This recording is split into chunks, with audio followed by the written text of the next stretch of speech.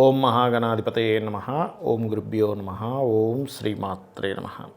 పరమేశ్వర స్వరూపమైనటువంటి జ్యోతిష, వాస్తు మరియు ఇతర అనేకమైనటువంటి శాస్త్రములను మనకు అందించినటువంటి మహర్షులకి నమస్కారం. హయగ్రీవ హయగ్రీవ హయగ్రీవేతి యో వదేత్ తస్య నిస్సరతే వాణి జహ్నుకన్యా ప్రవాహవత్.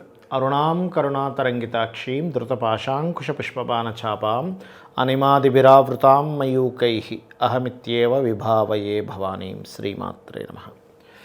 ప్రేక్షకులకి ఆ లలితాంబిక అమ్మవారి యొక్క అనుగ్రహం పరిపూర్ణంగా కలగాలని మనస్ఫూర్తిగా కోరుకుంటూ, ఇవాళ నేను మీకు చెప్పుకోబోయేటువంటి టాపిక్ ఏమిటి అంటే, ఫిబ్రవరి మాసంలో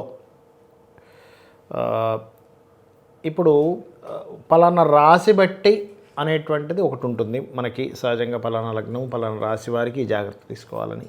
ఇదేంటంటే మనం చెప్పుకోబోయే టాపిక్, ఒక ప్రయత్నం చేస్తున్నాము ఈ మాసంలో ఉండేటువంటి కాంబినేషన్స్కి, ఈ ప్రయత్నానికి ఏ గ్రహ ఆరాధన చేసుకుంటే ఈ మాసంలో మీ ప్రయత్నం సక్సెస్ అవుతుంది. అలా నవగ్రహాలకి 9 రకాలుగా ఉంటుంది. అంటే రవి నుంచి శని వరకు 7 గ్రహాలు, 2 ఛాయాగ్రహాలైన రాహుకేతువులు. ఒక్కొక్క గ్రహానికి ఒక్కొక్క సంబంధించినటువంటిది ఉంటుంది. కాబట్టి మనం ఒక్కొక్క గ్రహం బట్టి మనం చెప్పుకుంటూ ఉందాం. మీకున్న ప్రాబ్లం ఎలా క్లియర్ చేసుకోవాలి అంటే, ఏ రోజు మీరు కనుక ట్రై చేస్తే కుదురుతుంది, అదేవిధంగా ఏ దేవతారాధన చేసుకోవాలి, ఏ గోసేవ చేసుకోవాలి, ఇటువంటివన్నీ కూడా నేను మీకు చెప్తాను వన్ బై వన్గా. రాహువు కేతువు.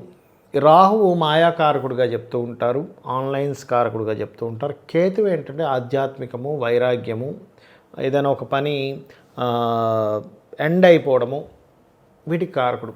ఇప్పుడు రాహువు ఉన్న పొజిషన్, ఇప్పుడున్న గ్రహస్థితి ఎలా ఉంది అని చెప్పి చూసుకున్నట్లయితే, రాహువు ప్రజెంట్ ఉన్న కండిషన్లో it's very very very clear. ఇప్పుడు మీన రాశిలో సంచరిస్తున్నాడు, కేతువేమో కన్యా రాశిలో సంచరిస్తున్నాడు. ఇప్పుడు రాహు సంబంధించినటువంటి అన్నీ కూడా ఏమిటి, నేను విదేశాలకు వెళ్ళాలని సంకల్పించుకుంటున్నాను, ఇప్పుడున్న రాహు 100% మీకు సపోర్ట్ చేస్తాడు. జస్ట్ ఒక మీనరాశి వారికి మాత్రం కొంచెం తెలియని, ఒక మీనము, కర్కాటకము, వృశ్చిక రాశి వారికి మాత్రం ఒక ఇల్యూజన్ని క్రియేట్ చేస్తుంటాడు. అంటే ఇలా అయిపోతుందేమో, ఏదో అయిపోతుందేమో అని ఒక భయాన్ని క్రియేట్ చేస్తుంటాడు. అలాంటప్పుడు రాహు యొక్క ఎనర్జీ మీకు కంప్లీట్ పాజిటివ్గా రావాలంటే మీరు చేయవలసింది ఏమిటి అంటే, వెరీ సింపుల్, ఓం దుర్గాయ నమః అని చేసుకోండి. దీన్ని మించినటువంటి మంత్రం లేదు. ఇక కేతు పొజిషన్ చూద్దాం. కేతు ఏంటి, వృశ్చిక రాశి మనకి కన్యారాశిలో ఉన్నాడు. మరియు కన్యారాశి అధిపతి అయినటువంటి బుధుడు వెళ్ళి మనకి వృశ్చికం నుంచి ధనస్సులోకి, ధనస్సు నుంచి మకరంలోకి ఇలా ట్రావెల్ అవుతున్నాడు ఆయన పరిస్థితి. అయితే ఇక్కడ ఏంటి, ఆల్రెడీ ఇప్పుడు ధనస్సులోకి వచ్చేస్తున్నాడు కాబట్టి బుధుడు, ఈ కేతువు ధనస్సు మనకి దీంట్లో ఉన్నందుకు మీరు ఏదైనా ఒక భూమికి సంబంధించి చేస్తున్నారు అంటే, భూమికి సంబంధించిన ల్యాండ్ కల్టివేషన్ కావచ్చు, అంటే ఫార్మర్స్ కావచ్చు, రియల్ ఎస్టేట్ రంగాల వాళ్ళు కావచ్చు, లేనట్లయితే ఎనర్జీ ద్వారా ధనాన్ని సంపాదించుకునే ఉంటాయి కొన్ని. అంటే మేము ఫలానా సోలార్ ఎనర్జీ అండి, మేము బ్యాటరీస్ తయారు చేస్తుంటామండి అంటారు. అటువంటి వారు ప్రత్యేకంగా చేయవలసింది ఏమిటంటే, గణపతి ఆరాధన చేయండి. అంటే మీరు రైతులైనా, రియల్ ఎస్టేట్ రంగాల్లో ఉన్నవారైనా గణపతిని మీరు ఎంత ఆరాధిస్తారో కేతు అనుగ్రహం అంత బాగుంటుంది. అంటే మీరు పెద్ద బిజినెస్ రియల్ ఎస్టేటే చేయాలని లేదు, మీరు ఒక ల్యాండ్ కొన్నారు, దాన్ని అమ్మేద్దాం అనుకుంటున్నారు, అవ్వట్లేదు, గణపతి ఆరాధన చేసి చూడండి. దాంతోపాటు వారాహి చేసి చూడండి, మీరే చూస్తారు. ఎందుకంటే ఇప్పుడు మీకు కావాల్సింది కేతువు యొక్క ఎనర్జీ పాజిటివ్ వేలో కావాలి ఇప్పుడున్న గ్రహస్థితిలో. సో మీకు ఏమవుతుంది, ఇది చేశారా మీకు పని అయి తీరుతుంది, ఖచ్చితంగా అయితే తీరిపోతుంది, అందులో ఎటువంటి సందేహం లేదు. అలాగే ఈ కేతువు రవిని చూస్తున్నాడు అంటే ఏమిటి, కొంచెం మీకు ఏదైనా కేతు ఏ గ్రహాలతో, రాహు ఏ గ్రహాలతో కనెక్టివిటీ పెట్టుకున్నాడో ఆ సంబంధించి చూసుకోవాలి. సో కేతు రవితో సంబంధం పెట్టుకున్నాడు, శుక్రుడితో సంబంధాలు పెట్టుకుంటున్నాడు తర్వాత ఫ్యూచర్లో. కాబట్టి ఏమిటి, మీకు వివాహ సంబంధించిన ఆటంకాలు వస్తున్నా కేతు గ్రహం దగ్గర దీపారాధన చేసి గణపతి ఆరాధన చేసుకోండి. ప్రమోషన్ రిలేటెడ్ సంబంధించిన ఇబ్బందులు వస్తున్నా కేతు గ్రహం దగ్గర దీపారాధన చేసి గణపతి ఆరాధన చేయండి. ప్రమోషన్ రిలేటెడ్ సంబంధించిన ముందుకు కదులుతాయి. భూమికి సంబంధించిన ప్రాబ్లమ్స్, ఆటంకాలు వస్తున్నా ఇది చేయండి.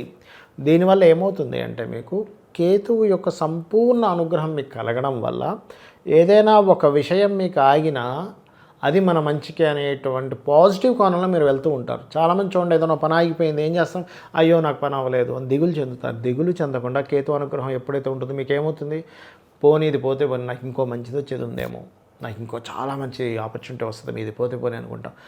ఉత్సాహంతో పనిచేస్తాం, విజయాన్ని పొందుతాం. ఇప్పటివరకు నేను మీకు చెప్పినటువంటిది ఏదైతే ఉందో, ఇది దీని మీద కొన్ని కండిషన్స్ చెప్తానండి మీకు. ఏమిటది అంటే, ఇప్పుడు మనం ఈ గ్రహాల్లో ఏ గ్రహం గురించి అయితే మనం ఏ ప్రాబ్లం గురించి అయితే మాట్లాడుకున్నామో దానికి సంబంధించిన రెమెడీ ఏదైతే ఉందో, మీరు పాయింట్ నెంబర్ 1 గుర్తుపెట్టుకోండి. నేను చేసే రెమెడీ పక్కాగా ఈ విశ్వంలో ఉన్నటువంటి ఎనర్జీ, అంటే అమ్మవారి రూపంలో ఉన్న ఎనర్జీ ఏదైతే ఉందో అది వింటుంది, నాతో కనెక్ట్ అవుతుంది. నేను ఈ రెమెడీ చేయడం ద్వారా ఆ యొక్క అమ్మవారితో, ఆ శక్తితో నేను కనెక్ట్ అవుతున్నాను, ఖచ్చితంగా పొందుతాను అనేది ఫస్ట్ మీరు గుర్తుపెట్టుకోవాలి. Point number 1. రెండవది ఏమిటి అంటే కంటిన్యూస్గా చేయాలి మీరు చేసే రెమెడీ. ఏదో ఒక రోజు చేసాము, రెండో రోజు మర్చిపోయాము, మానేసాము, మళ్ళీ మూడో రోజు చేసాము, ఇలా చేస్తే మీరు చేసిన రెమెడీ అంతా కూడా వేస్ట్ అవుతుంది. గుర్తుపెట్టుకోండి.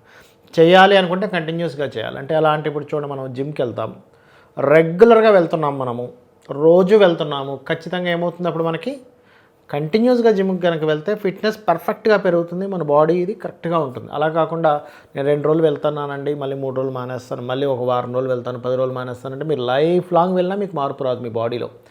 అది ఎలా అయితే మార్పు రాదో మీ రెమెడీ విషయంలో కూడా సేమ్ ఫార్ములా మీరు వాడాలి. ఇది గుర్తుపెట్టుకోండి. ఇక మూడోది, చాలామంది నన్ను అడుగుతుంది ఏంటంటే, ఏమంటే నేను పలానా రెమెడీ స్టార్ట్ చేశాను కానీ మాకేదో మైల్ వచ్చింది, అదైంది ఇదైంది, అప్పుడు ఏం చేయాలి? డోంట్ వర్రీ, ఆ కొన్ని రోజులు ఆగి, ఆ 11 రోజులు ఏదైతే ఉంటుందో అది ఆగి దాని తర్వాత చేయొచ్చు. 4వ పాయింట్ ఏంటంటే, ఈ రెమెడీస్ చేసేటప్పుడు చాలామంది నన్ను అడుగుతుంది ఏంటంటే, ఇలా మధ్యలో మైలు రావడం కాకుండా, పోయిన నెలే మా ఇంట్లో పలానా వాళ్ళు చనిపోయారని తాతో ముత్తాతో ఎవరో ఉంటారు, సంథింగ్ ఇలా అయింది, గతించారు, ఇప్పుడు చేయొచ్చు అని అడుగుతుంటారు. ఒకటే గుర్తుపెట్టుకోండి, దానికి కూడా 11 డేస్ అయిపోయిన తర్వాత మీరు రెమెడీస్ చేసుకోవచ్చు. రెమెడీస్ ఎక్కడా కూడా మీకు దేవుణ్ణి పూజించుకోవడం కానీ, ఇంట్లో దీపారాధన చేయడం కానీ, గుడికి వెళ్ళడం కానీ ఇవి ఎక్కడా కూడా చేయకూడదని చెప్పలేదు. చాలామంది తెలియక ఇలా చేస్తున్నారు, ఇది చాలా రాంగ్, గుర్తుపెట్టుకోండి. ఇంకోటి ఏంటంటే, మీరు ఏ ప్లానెట్కి సంబంధించిన రెమెడీ అయితే చేస్తున్నారో దాని పర్ఫెక్ట్ కారకత్వంలో ఏ పనులు అయితే చేయకూడదని ఉంటుందో అది చేయకూడదు. అంటే ఉదాహరణ ఎలా అంటే చెప్తాను చూడండి. మీకు రవికి సంబంధించి చేస్తున్నారు రెమెడీ. రవికి సంబంధించిన రెమెడీ చేసేటప్పుడు రవికి కారకుడు ఎవరు? ఫాదరు, లేకపోతే గవర్నమెంట్ ఎంప్లాయీస్, పెద్దలు, డాక్టర్స్, వీళ్ళతో మీరు శత్రుత్వం పెట్టుకోకూడదు. పెట్టుకుంటే ఏమవుతుంది, రవికి సంబంధించిన రెమెడీ చేసినా ఇది బ్యాలెన్స్, ఇక్కడ మీరు ఈ రెమెడీకి సంబంధించింది ఇది పాడు చేసేసుకుంటున్నారు, ఇక్కడ రెమెడీ చేసినా ఇక్కడ రెమెడీ పాడు చేసుకుంటున్నారు. సో ఇది కనెక్ట్ అవ్వదు. అలాగే చంద్రుడికి సంబంధించి చేస్తున్నప్పుడు ఏంటి, ఇంకొకరు మనసు బాధ పెట్టే పని మీద ఉండకూడదు, మనసుని ఎప్పుడు ఆనందింపజేయాలి వేరే వాళ్ళది. అదేవిధంగా కుజుడికి సంబంధించి చేస్తున్నారు రెమెడీ, అలాంటప్పుడు గొడవలు పెట్టుకోకూడదు. బుధుడికి సంబంధించిన రెమెడీ చేస్తున్నారు, గాసిప్స్ చేయకూడదు. గురువుకి సంబంధించిన రెమెడీ చేస్తున్నారు, గురువుల్ని ఎక్కడా కూడా మీరు దూషించకూడదు. ఆ మాస్టర్ అట్లాగా, ఈ మాస్టర్ ఇట్లాగా, అంటే ఎనీథింగ్ గురువు గుత్వంలో ఉండవాళ్ళు. మనం ఒక్కోసారి మన పిల్లలకి సంబంధించిన మాస్టర్ గురించి మాట్లాడుకుంటాం, ఆయన సరిగా చెప్పడు, ఆయన అట్లా ఇట్లా మాట్లాడతాం. మీకు అది ఎంతవరకు నిజమో ఎంతవరకు అబద్ధమో మీకు తెలియదు. సో ఈ విషయం గుర్తుపెట్టుకోవాలి. శుక్రుడికి సంబంధించిన రెమెడీ చేసేటప్పుడు స్త్రీలతో చాలా జాగ్రత్తగా ఉండాలి. మీరు చాలామంది చేసే మిస్టేక్ ఏంటంటే, అమ్మవారి పూజ చేస్తుంటారు, స్త్రీతో కొట్లాడుతూ ఉంటారు. ఇంట్లో భార్యతో కావచ్చు, చెల్లితో కావచ్చు, అక్కతో కావచ్చు, లేకపోతే ఒక స్త్రీమూర్తితో కావచ్చు, ఒక రకమైన ఫైట్ చేస్తూ ఉంటారు. ఏమవుతుంటుంది అంటే, నార్మల్గా ఇంట్లో వచ్చేటువంటి తారతమ్యాలు, చిన్న చిన్న ఇవి అలగడాలు మళ్ళీ సెట్ అవ్వడం భార్యాభర్తల మధ్య ఈజ్ డిఫరెంట్. బట్ ఓవర్గా చేస్తే ఏమవుతుందంటే ఈ రెమెడీ మీకు పనిచేయదు. అదేవిధంగా సాటర్న్ రిలేటెడ్ రెమెడీ చేసేటప్పుడు మీ కిందన పనిచేసే వాళ్ళని మీరు సరిగ్గా చూసుకోవాలి. బికాజ్ ఆఫ్ సాటర్న్ ఈజ్ మీ కిందన పనిచేసే వాళ్ళు, సాటర్న్ రెమెడీ చేస్తున్నాం కానీ ఇక్కడ కిందన పనిచేసే వాళ్ళు చేసే విషయంలో మనం తప్పిదాలు చేస్తే అది పనిచేయదు. అలాగే రాహుకి సంబంధించిన రెమెడీ చేసేటప్పుడు పర్టికులర్గా ఆన్లైన్లో చేసేటువంటి కొన్ని పనులు ఏవైతే ఉంటాయో అవి నీతిగా ఉండాలి. కేతువుకి సంబంధించి చేసేటప్పుడు మీరు వెళ్ళేటువంటి గుడి, గోపురము, ఎనీ ఆధ్యాత్మికమైనటువంటి విషయాల్లో చాలా జాగ్రత్తగా ఉండాలి. కాబట్టి ఏ రెమెడీ చేసేటప్పుడు పర్టికులర్గా ఆ అంశంలో కూడా మిస్టేక్ చేయకూడదు. ఇవి గుర్తుపెట్టుకోండి. ఇది చేసుకుంటూ మీరు నిత్యం చేసేటువంటి ప్రయత్నంలో సక్సెస్ అవ్వాలని చెప్పి కోరుకుంటూ శ్రీమాత్రే నమః.